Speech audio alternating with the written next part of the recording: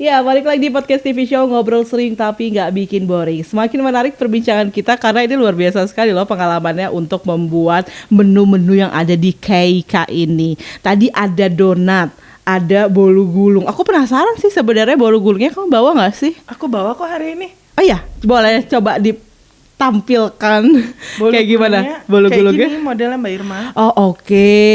Aduh, itu bisa nggak ya dipotong sekarang juga? Aku bilang tadi pecinta makanan asin, tapi ngelihat yang satu itu sih kayaknya aku langsung pengen makan sih. Ini yang kamu bilang tadi harus lembut supaya bisa digulung. Terus ini tahan berapa lama? Kalau selama isiannya bukan keju ya, itu bisa tahan 7 hari lebih kok asal belum dihabisin. Soalnya biasanya sebelum 7 hari udah habis. Oke, jadi kalau selain keju bisa sampai dengan 7 hari itu di suhu ruang atau di kulkas, harus di kulkas kalau ya. Kalau ntar cepat bulukan. Oh oke. Tapi kalau isinya keju itu berapa lama? Karena banyak banget ya pecinta keju ya kan. Kalau keju biasanya cuma 3 harian sih. Oke. Sebelum akhir basi, tapi kalau dimasukin kulkas bisa agak lama. Oke, yang paling penting adalah bagaimana cara penyimpanannya nih pemirsa nih. Nah tadi sudah ada donat, kemudian ada juga si bolu gulung. Nanti akan ada menu baru lagi dari KIK, yaitu adalah apa tadi? Marble. Iya. Ethermate sebenarnya itu kue ulang tahun, dia yang glossy atasnya. Yang biasanya motif marble. Aku taunya pokoknya itu kue-kue marble, soalnya cantik banget gitu ya. Seharusnya sih bisa ngaca. Bisa sampai ngaca. Iya. Tapi nanti kalau misalnya sampai menu itu akan launching, kira-kira kapan launchingnya nih? Insya Allah bulan September. Karena masih nyari bahan-bahannya. Oh agak susah ya? Iya. Oke dah, itu kalau kita udah bisa order nih, berapa kisaran harganya? Untuk kue ulang tahun kisarannya mulai dari 3,5 sampai 550. Tergantung mau itu modelnya mau kayak apa ya, karena kan biasa orang minta dihias, minta apa. Beda-beda jadinya. Nanti kalau misalkan mau nego-nego boleh aja langsung kontak ke Instagramnya dari KIK. Nanti di sana juga ada nomor WhatsApp-nya ya untuk langsung ke kamu gitu ya. Sebenarnya apapun bisa di request sih. Bisa selama yang aneh-aneh.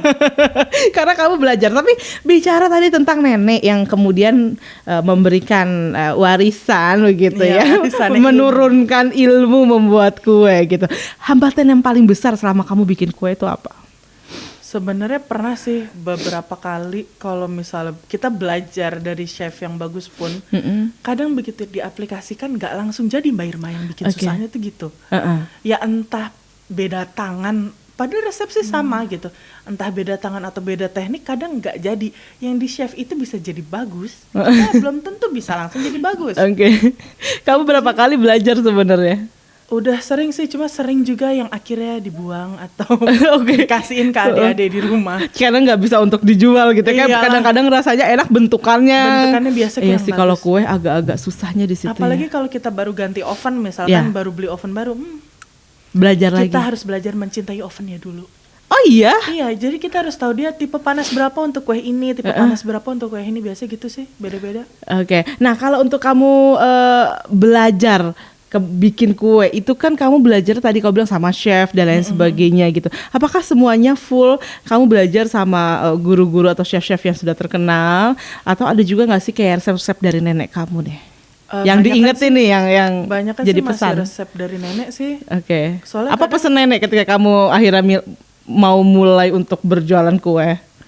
Nenek sih senang banget sebenarnya karena kan dia udah punya banyak peralatan juga kan, dan nggak ada yang bisa dikasih gitu kan. Dia bilang ya udah kamu coba aja belajar, dan alhamdulillah sih selama ini masih memuaskan dia. Tapi kamu kalau bikin kue, kamu sendiri bisa masak makanan-makanan yang lainnya nggak? Mohon maaf nggak bisa. Oh iya? Baby.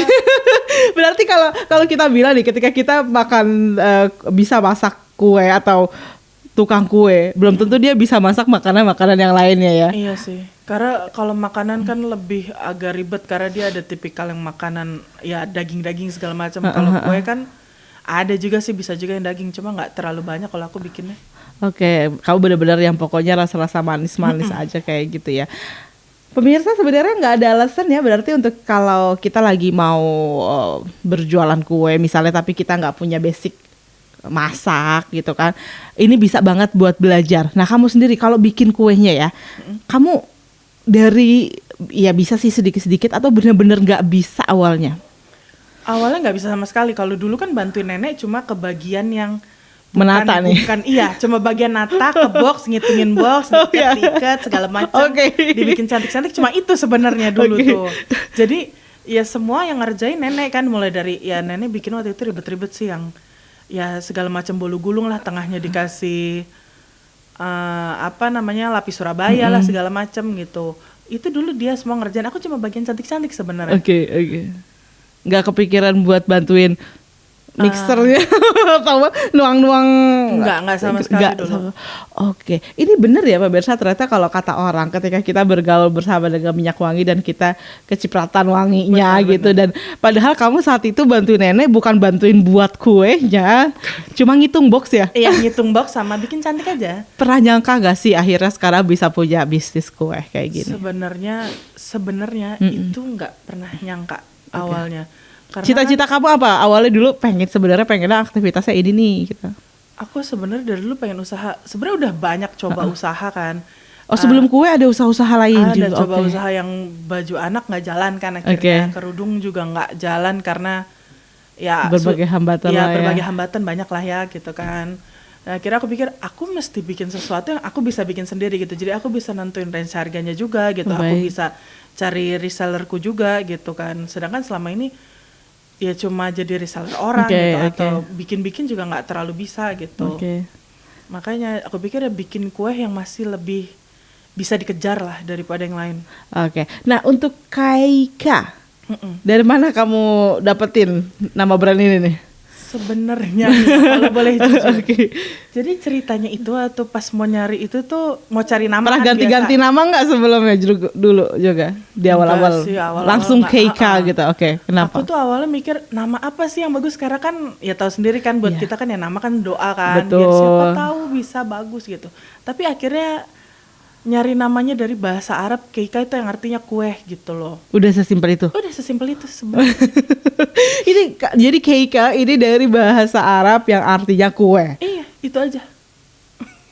Udah kamu gak mau ganti-ganti lagi? Kayaknya untuk sementara belum. Ini masih jadi satu nama yang mengandung doa dan harapan yang alhamdulillah bisa terrealisasi begitu ya. Nah sampai dengan sekarang ada reseller kamu gak sih? Udah ada beberapa sih reseller sebenarnya. Biasa memberdayakan ibu-ibu yang cuma pada di rumah, apalagi ini lagi WFH kan.